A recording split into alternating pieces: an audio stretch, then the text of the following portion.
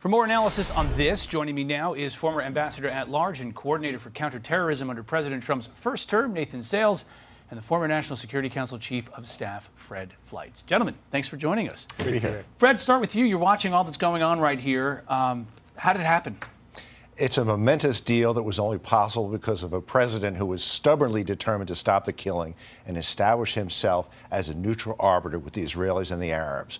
But look, more work needs to be done to protect this deal. We know over the last hour, the BBC has reported that at least 7,000 Hamas fighters are going into areas of Gaza that were evacuated by the Israelis. I'm sure President Trump's team is working hard on that right now to either reverse this or to get Hamas to agree that they will turn over this area of Gaza to the international force. But there's going to be a lot of obstacles like this. This is a big concern this morning, but I'm sure President Trump's team is on it. Now, what do you think, Ambassador? Is this a sign of things to come that already Hamas is sending fighters back into these areas? I mean, is this, I know phase 2 hasn't been agreed to yet. I mean, it was just really mostly a hostage type deal. But beyond that, I mean, can they really find lasting peace here, or are they going to have some problems?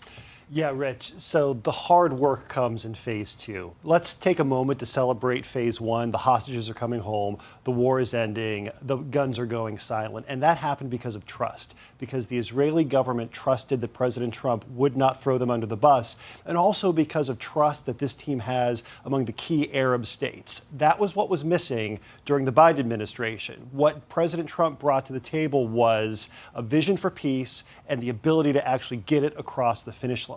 Now, we're not quite there yet. Hamas still has to disarm in phase 2. They have to hand over governance during phase 2 to a neutral technocratic board. Will they do so? They're terrorists. Terrorists can't be trusted. Terrorists don't negotiate unless you have a gun to their head. So time will tell what phase 2 is going to look like. You know, Fred, a lot of this has to do with just the internal pressure that the administration leveraged. Pressure on Israel. Pressure on American allies in the Gulf to put that pressure on Hamas. How valuable was it?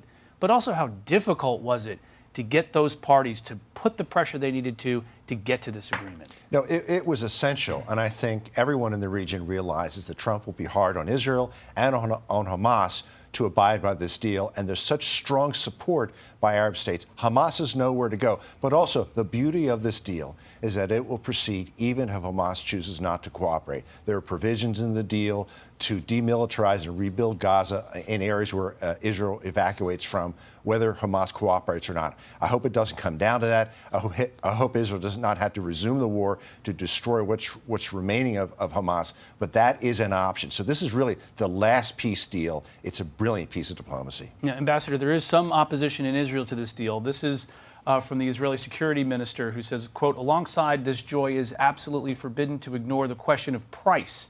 The release of thousands of terrorists, including 250 murderers who were expected to be freed from our prisons.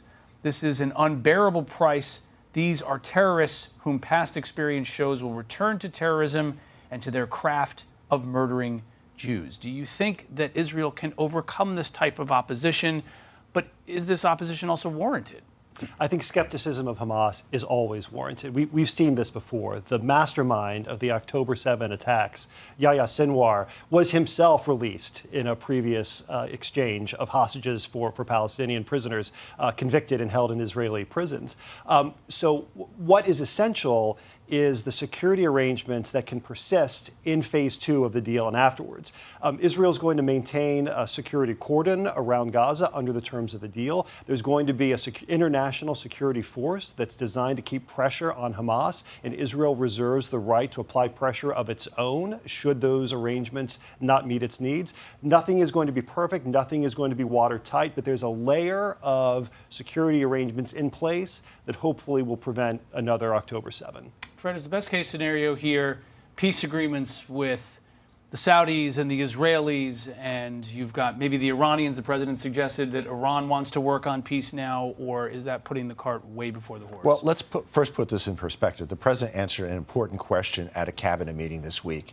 What if Hamas does not cooperate? What if it doesn't disarm? And the president's answer was, my first objective is to free the hostages. Trump wants to save human lives because we know these hostages won't be alive much longer.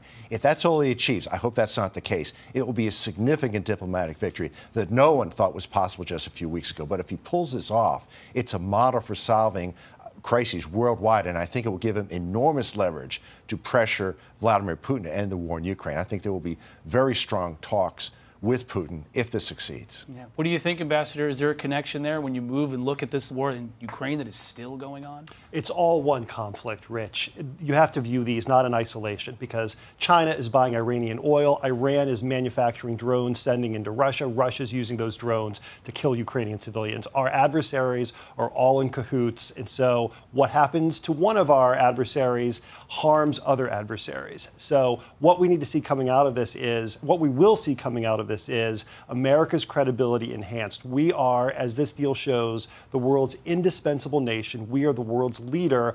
Our allies will follow where we lead them. And my hope is that by demonstrating American resolve and power on the world stage, people like Xi Jinping, people like Vladimir Putin, people like the mullahs in Iran are paying attention. You mentioned Xi Jinping. We have a lot more on that later on. But for now, Ambassador Nathan Sales, Fred Fleitz, thanks so much for joining us. Very much appreciate it. Good to be here.